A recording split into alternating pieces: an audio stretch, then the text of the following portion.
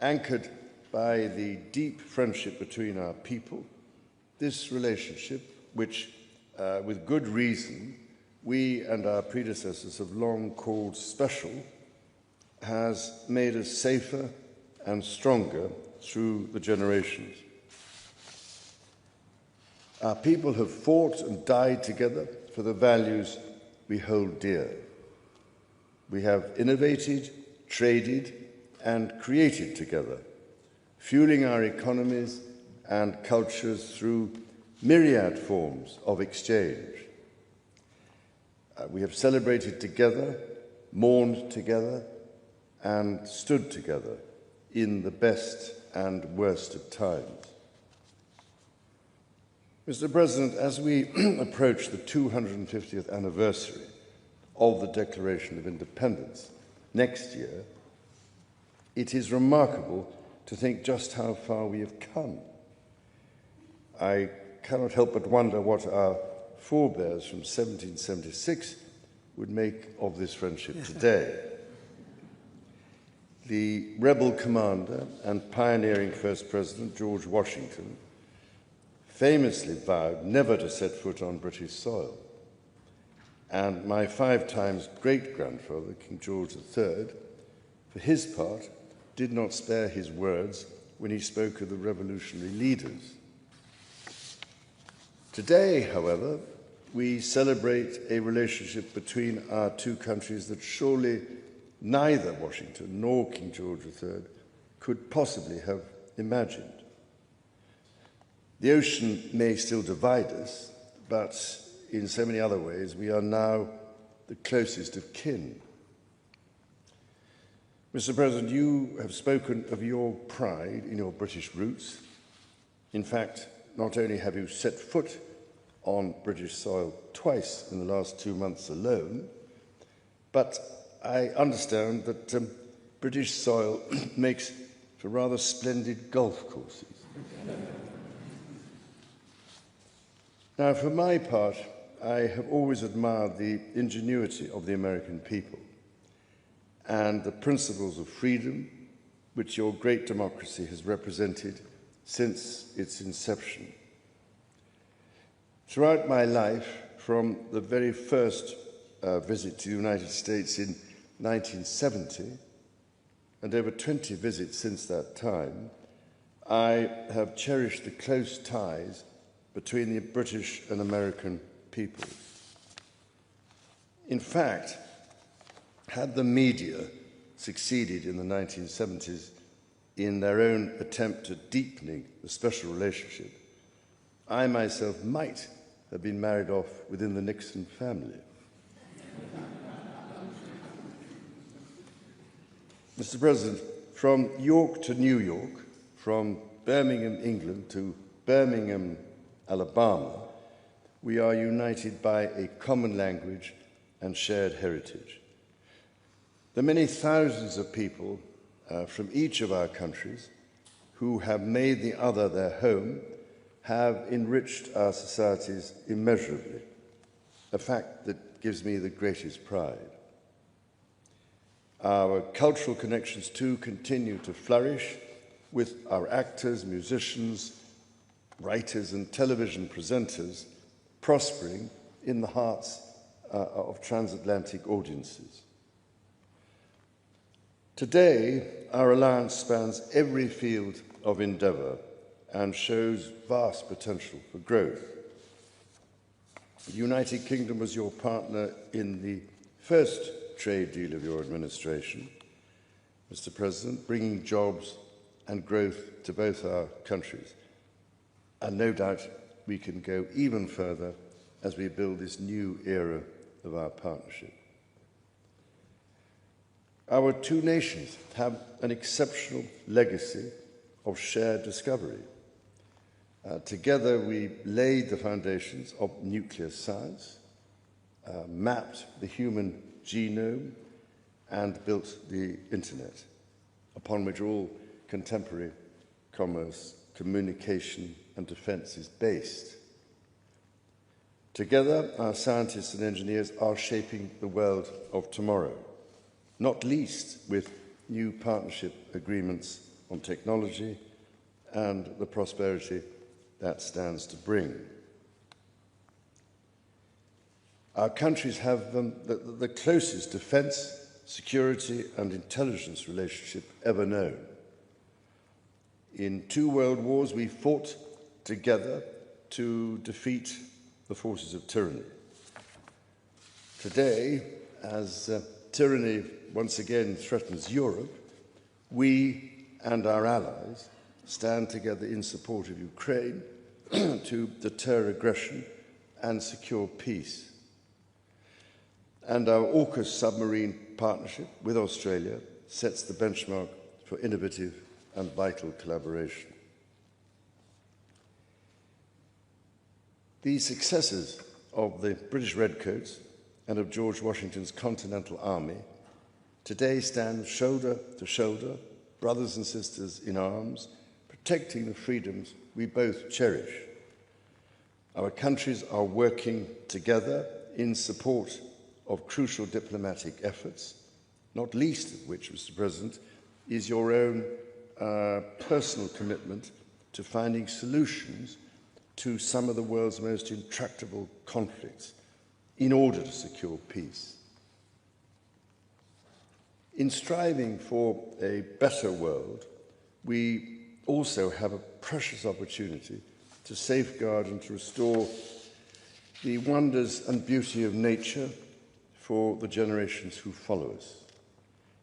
We share the ambition and determination to preserve our majestic lands and waters, above all, to ensure that we have clean water, clean air, and clean food.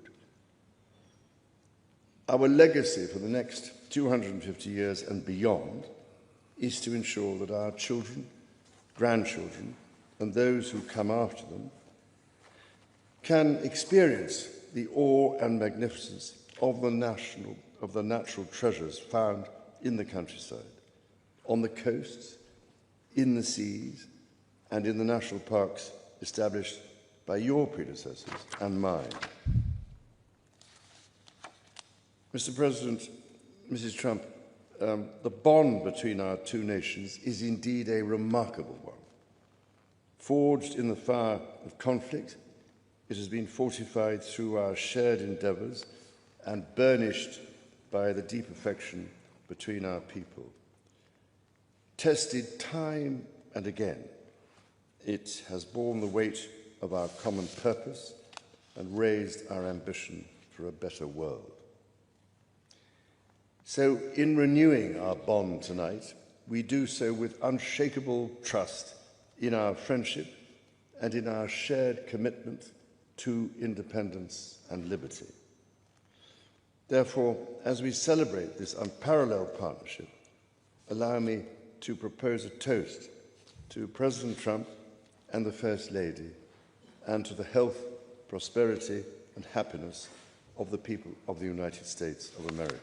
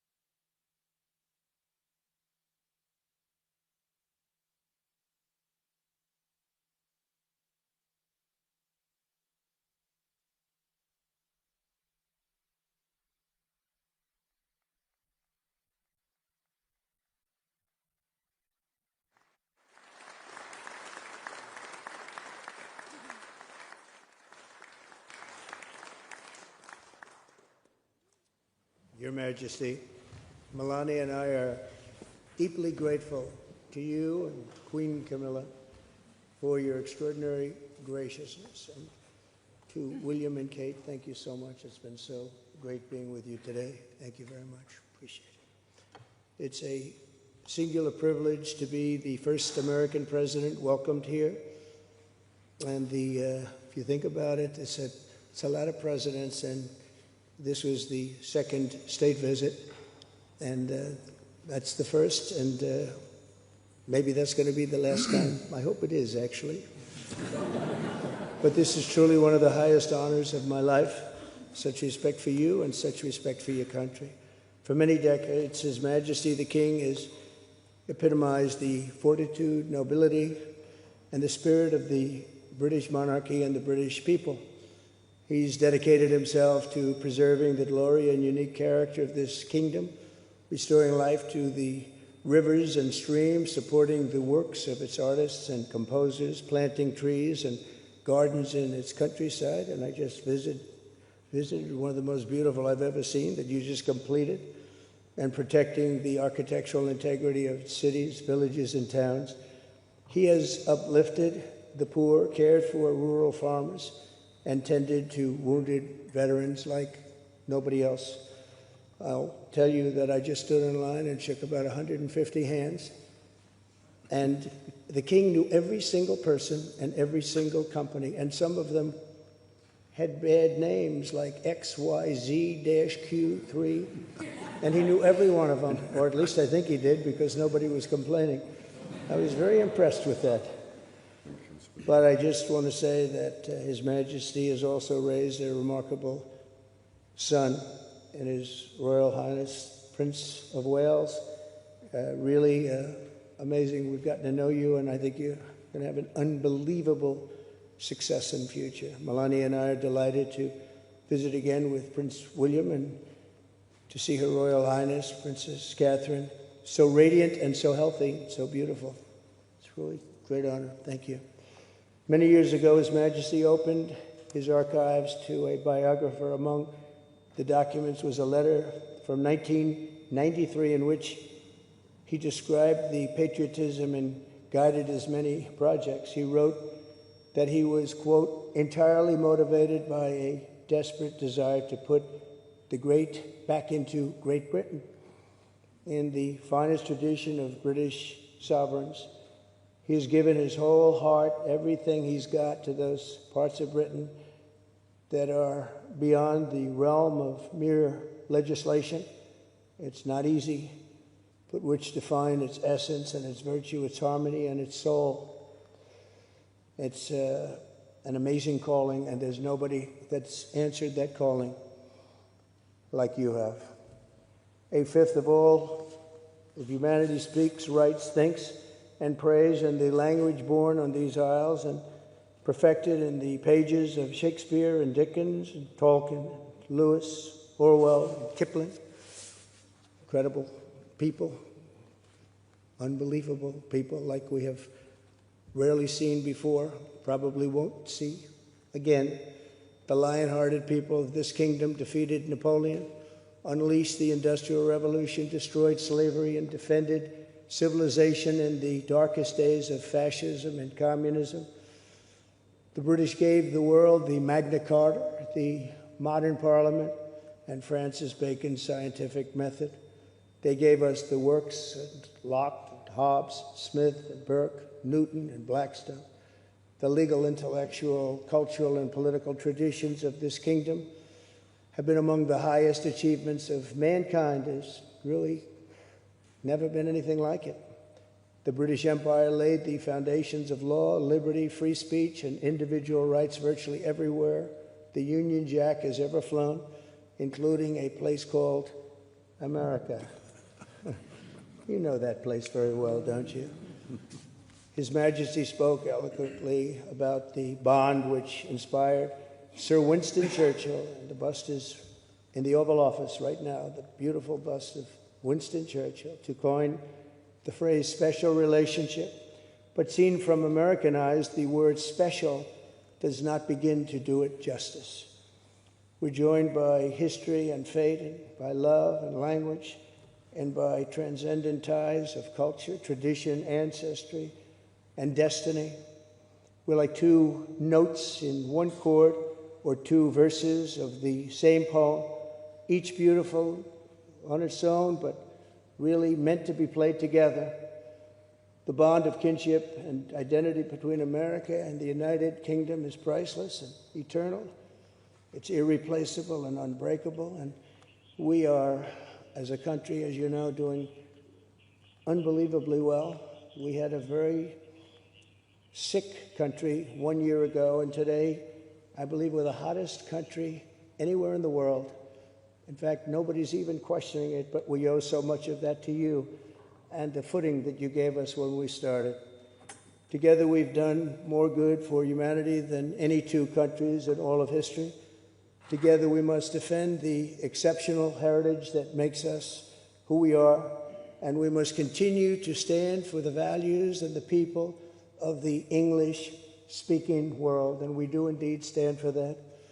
On behalf of all Americans, I offer a toast to one of the great friendships, to two great countries, and to His Majesty, King Charles III, a very, very special man, and also a very, very special queen. Thank you very much.